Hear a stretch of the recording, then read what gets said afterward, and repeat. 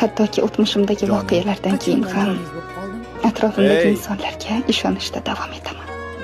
Shuning uchun ham ishonamanki, albatta bir kun men bilan hamma narsani baham ko'radigan inson uchraydi.